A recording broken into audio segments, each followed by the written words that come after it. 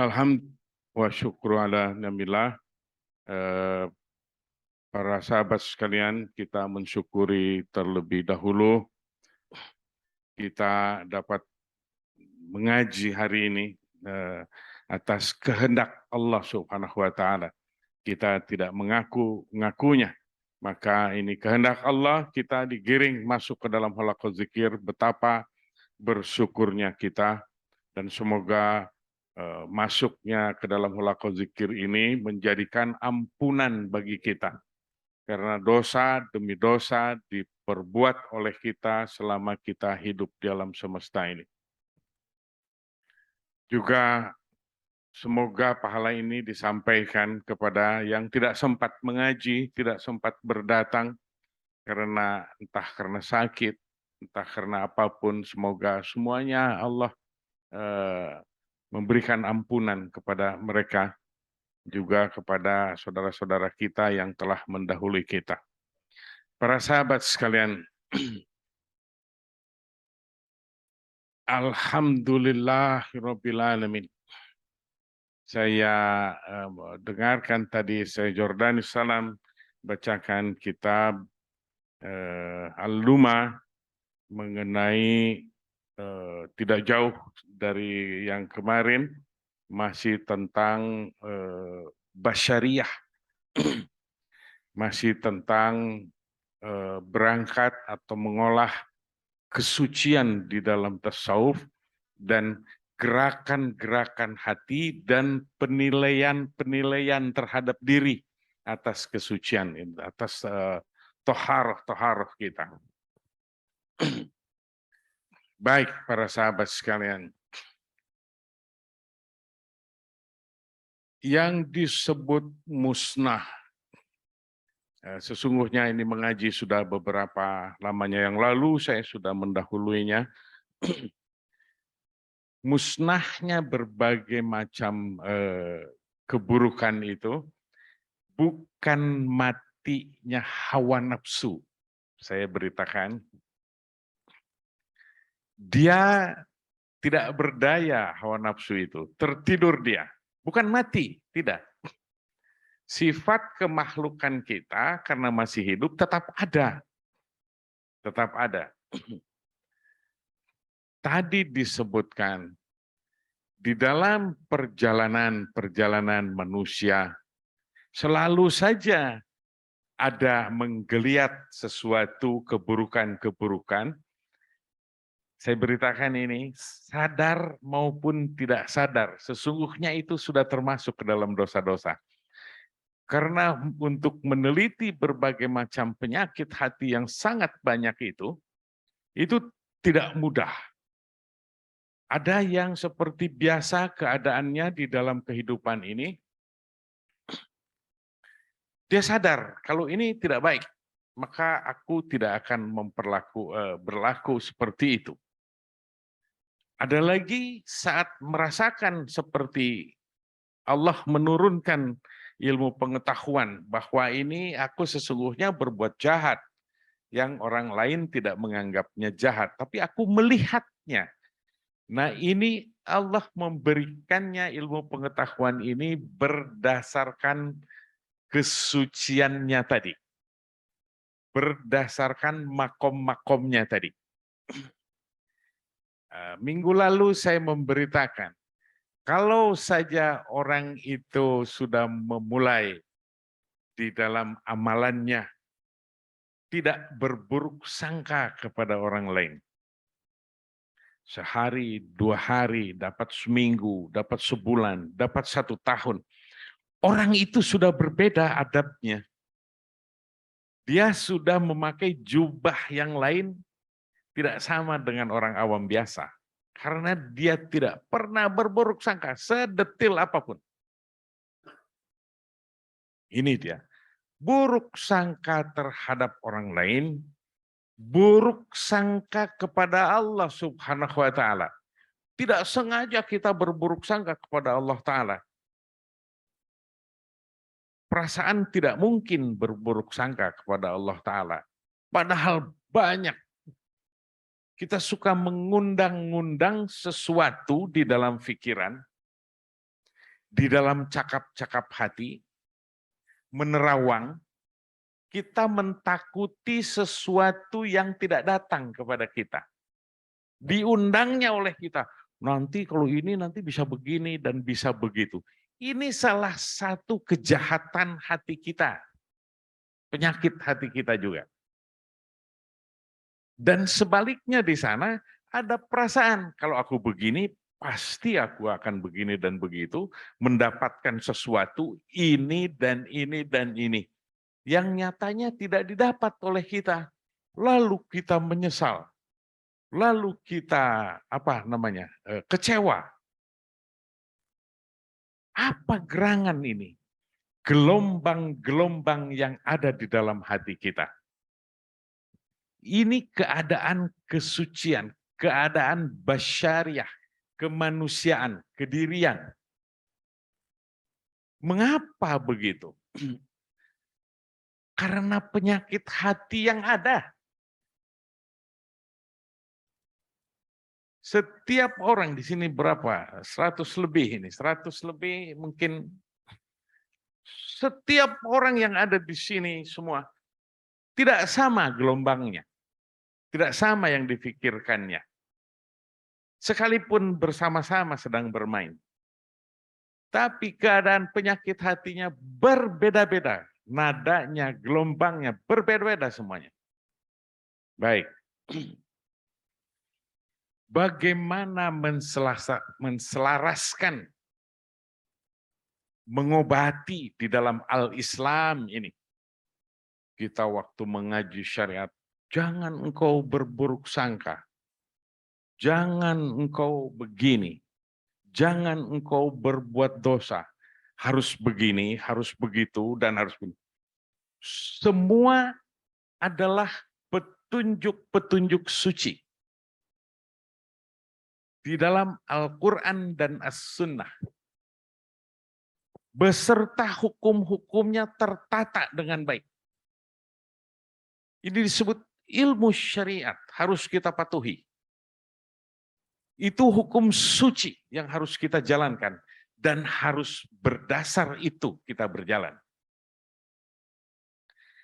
Adakah anjuran-anjuran tadi yang kita dengar petuah dari guru-guru kita, lalu kita menjalankannya?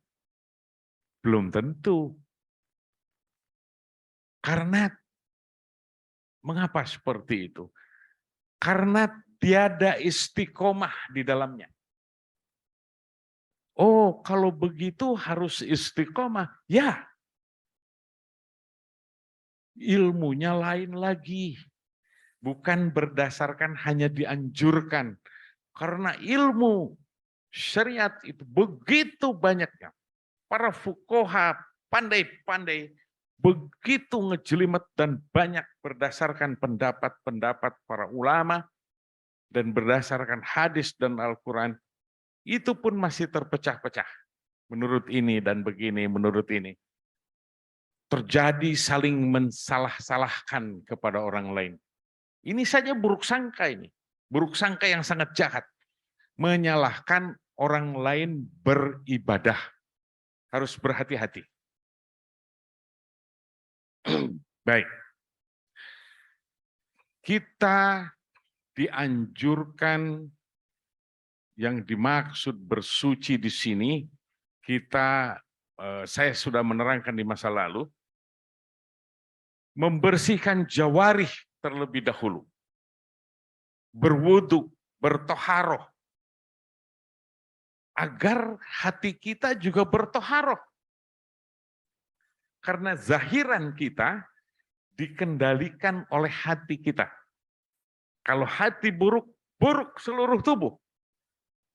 Kalau hati baik, baik seluruh tubuh. Itu hadis. Itulah qalb, kata Nabi. Baik. Sayyid Abdul Qadir Jilani Al-Baghdadi Qaddasallahu Sirrul Aziz. Itu membuat satu keadaan di dalam munqobah. Ini munqobahnya yang pertama kali. Pertama, munqobah yang pertama. Jadi dicatat di dalam sekian banyaknya munqobah itu yang pertama.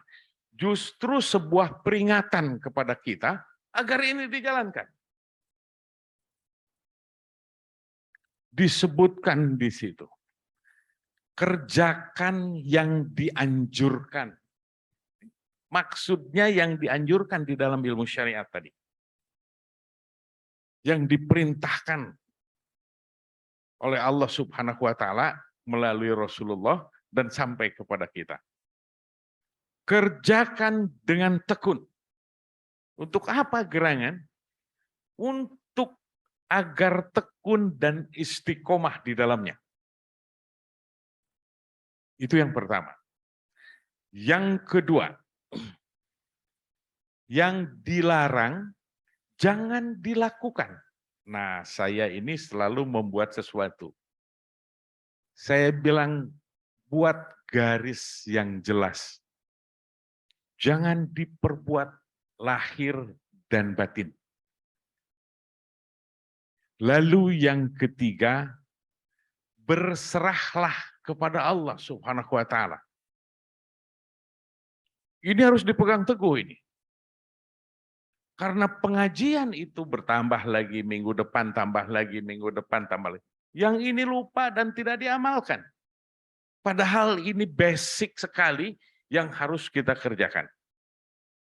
Saya khususnya, di dalam munqobah tadi, petuah-petuah Sultanul Aulia, Syedi Syah Abdul Qadir Jilani Al-Baghdadi Qadasallahu Sirrul Aziz. Perhatikan yang nomor 2. Karena yang pertama, kerjakan yang dianjurkan, banyak yang mengerjakannya.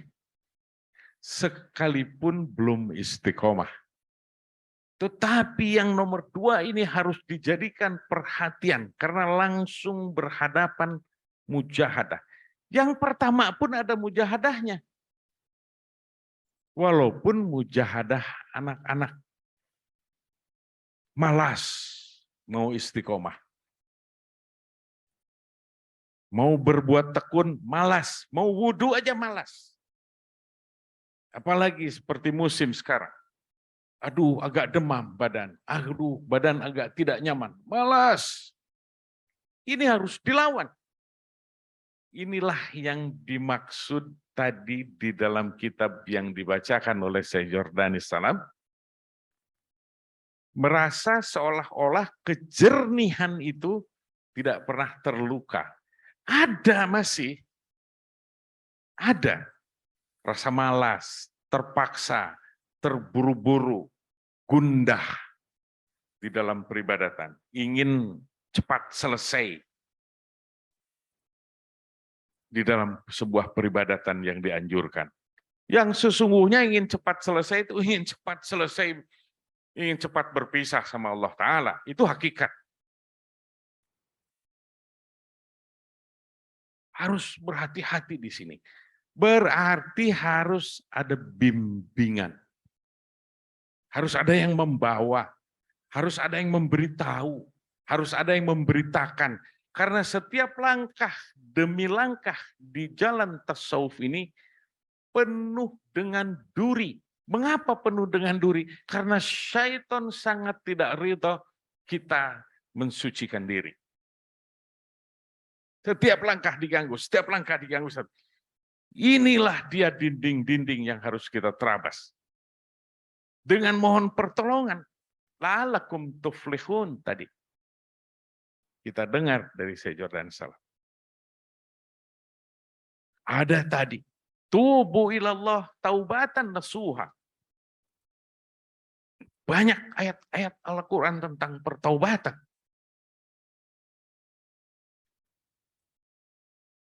Kerjakan yang pertama tadi dengan sungguh-sungguh dan berjuang. Yang kedua, pakai yang tidak boleh, tidak boleh. Lalu berserah. Nah, baik. Sekarang, barang siapa pernah mengaji kitab Ihya Ulumuddin. Dibagi 3 tahapan kesucian itu. Yang pertama itu adalah tetap membuang hawa.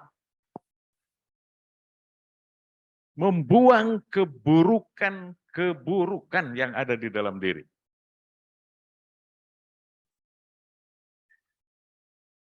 Disebut kalau Imam Al-Ghazali memberi nama taholi.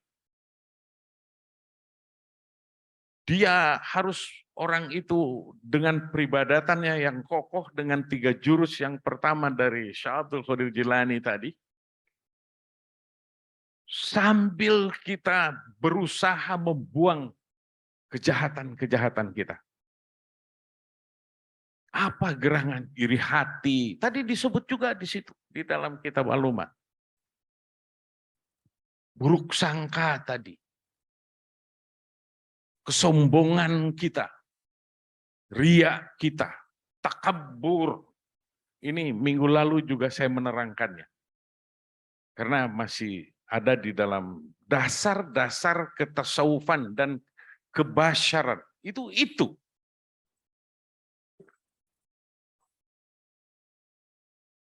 Bicara, oh si Anu tuh begitu, begini. Hasad, dengki, iri hati. Bagaimana dengan iri hati?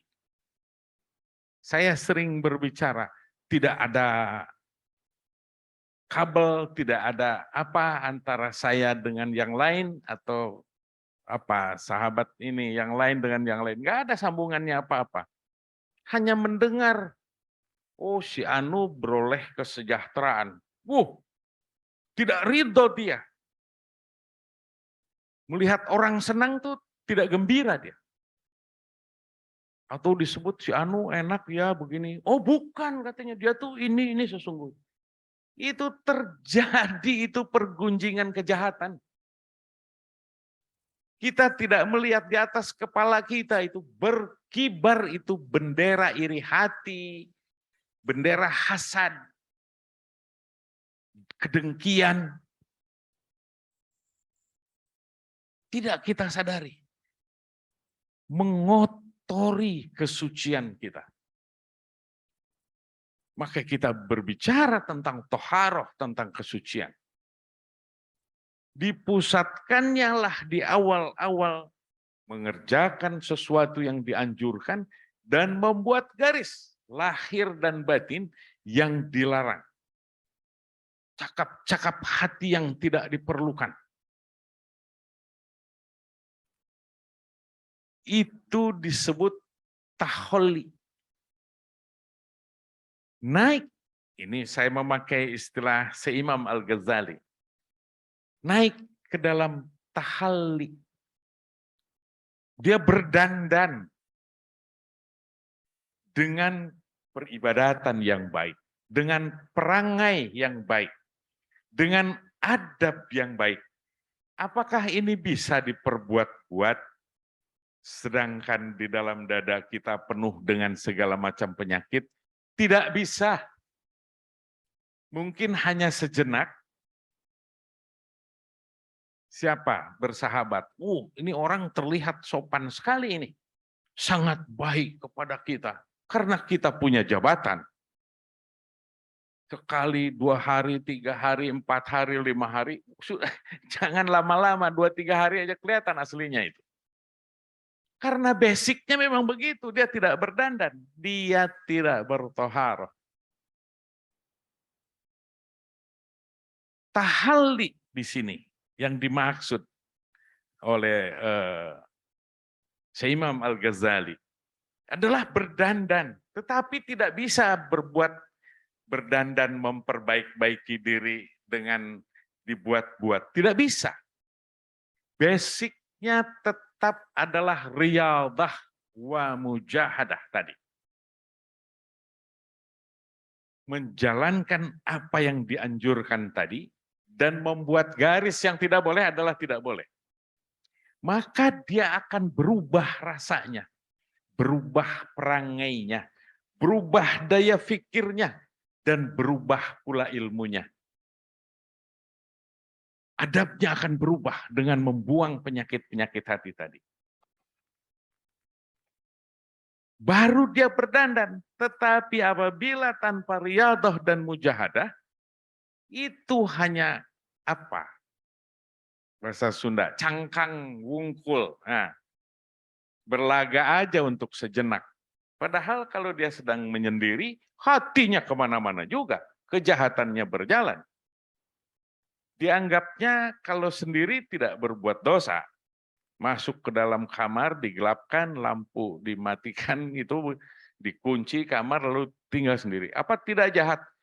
Kalau dia tidak bersuci, kalau dia tidak banyak berzikir, tidak banyak riyadhah dan mujahadah, kejahatannya tetap jalan, walau dalam keadaan kesendirian. Yang dimaksud dalam kesucian ini terasa oleh umat manusia yang bertemu dengannya. Khususnya orang-orang yang membuang penyakit-penyakit hati ini dan bertekun istiqomah di dalam peribadatannya, maka yang akan dirasakannya kita akan bisa mengambil manfaat dari amalan-amalan yang kita jalankan itu. Dan kadang tidak disadari juga, ternyata orang yang berbuat riyadhah dan mujahadah keras itu, dia akan bermanfaat untuk umat manusia. Siapa gerangan yang membuat? Allah Subhanahu wa Ta'ala, karena amalnya seperti itu. Tetapi amal-amal yang seperti itu saya katakan harus ada yang membimbing, nggak bisa sendiri. Nanti sudah jalan lagi berlaga suci dia, berlaga hebat dia. Karena syaitan terus mengikuti. Dipertontonkannya pakaiannya, dipertontonkannya ilmu-ilmu pengetahuannya, diceritakannya kepada orang lain agar dia disebut orang alim. Ini juga basyariah. Ini harus berhati-hati. Di dalam tahalli tadi, menghiasi diri, berhias dia, agar adabnya menjadi baik. Lalu kalau dengan riyadhah dan mujahadah, yaitu di dalam tahalli tadi, tersingkirkan satu demi satu. Misalnya sifat dasarnya adalah hasad atau iri hati yang paling menonjol. Hasadnya tetap ada, masing-masing mempunyai kadar itu, tetapi setiap orang berbeda-beda keadaannya. Perhatikan itu. Itu penyakit tidak akan pernah mati. Lalai barang sedikit kita menggeliat dia. Dia keluar yang aslinya lagi. Maka harus terus-menerus di dalam dawamu zikri. Lalu dianjurkan tadi beribadat wadawamun ubudiyah. Harus berkualitas peribadatannya. Bertambah hilang penyakit hatinya, bertambah kualitas peribadatannya, bertambah indah pakaiannya. Karena dia berdandan. Itu disebut tahalli. Lalu masuk ke dalam tajalli. Ini sudah berurusan dengan ihsan. Saya sudah menerangkannya.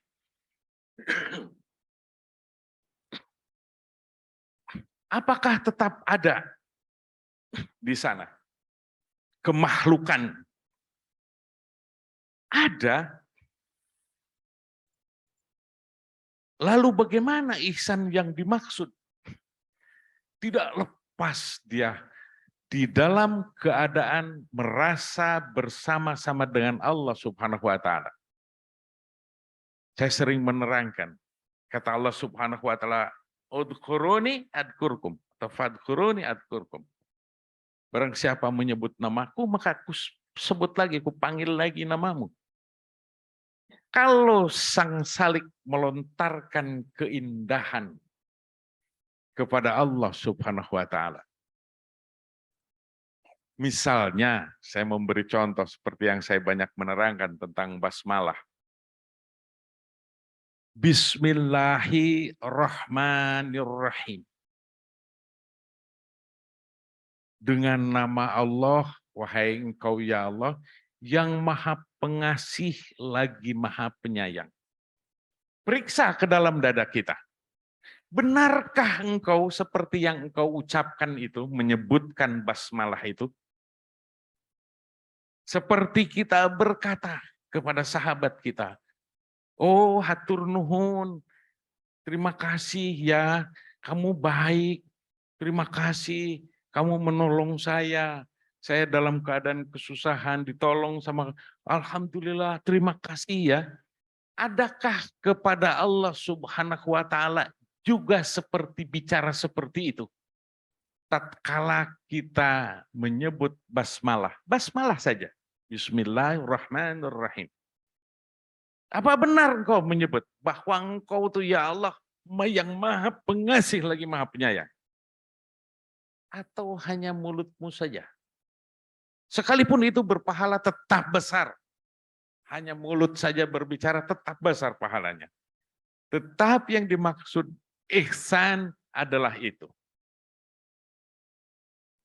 Minggu lalu saya menerangkannya agar memasuki ke arah sana di dalam peribadatan. Sekalipun ini bukan kaifiatnya Thariqah Qadiriyah Naqsabandiyah, itu banyak dipakai oleh Thariqah Sisti. Allahu hadiri, Allahu nasiri, Allahu ma'i. Allah hadir bersamaku, Allah melihatku, dan Allah ada bersama-sama denganku. Kalau terus-menerus keadaan dan rasa itu untuk mengejar ihsan tadi, maka berbuat dosa barang sedikit langsung terasa. Adakah itu diperbuat?